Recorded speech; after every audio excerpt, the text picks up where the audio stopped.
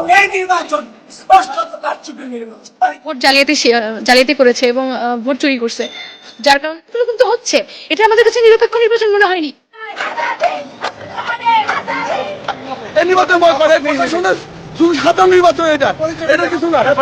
Wake up to reality.